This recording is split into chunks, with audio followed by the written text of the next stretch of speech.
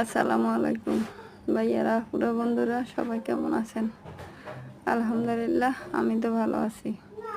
একটা কথা কি জানেননি, বাসায় যখন মেহমান আসে আপনারা সবচেয়ে বেশি গুরুত্ব দিবেন ছোট বাচ্চাদেরকে।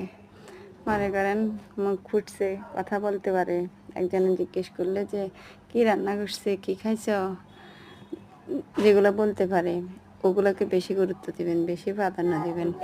কারণ এগুলো যে কোনো সময় যে কোনো মুহূর্তে আমরা বেড়ানি শেষ হলে যাব না, যাওয়ার পরে দাদা দাদু জিজ্ঞেস করলো, মনে করেন নানা নানা চাচা চাচি পুকুরিয়া যদি জিজ্ঞেস করে যে কী দিয়ে খাইছ, এগুলো কিন্তু বলে দিবে।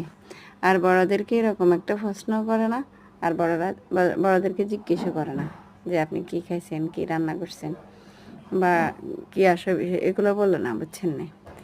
বাচ্চাদেরকে এগুলো আদায় করিনি, আসলে সে কি মূল্যায়ন পাইছে কিনা, সেজন্য বাচ্চাদেরকে বেশি সাপোর্ট করবেন, বেশি মায়া মহব্বত দেখাবেন, বেশি খাওয়া দাওয়া করাবেন।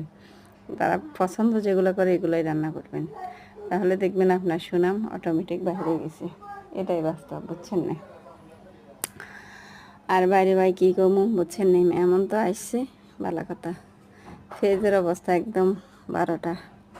আচ্ছা, সেটা তো বিষয় না, আপনি যে কোনো ফ্যামিলিতে যে মেন কাজকর্ম করে এ যদি কোনো কাজে এঙ্গেজ হয়ে যায়, তাহলে আরেকটা দিক দিয়ে অবশ্যই ছাড়া লাগবে, এটাই বাস্তব।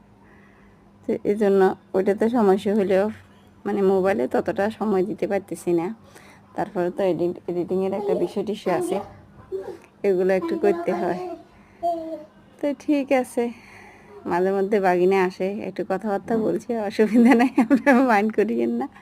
আল্লাহ হাফেজ, ভালো থাকবেন, এটাই স্বাভাবিক, যেহেতু সেও একটা মেহমান। আল্লাহ হাফেজ, ভালো থাকবেন।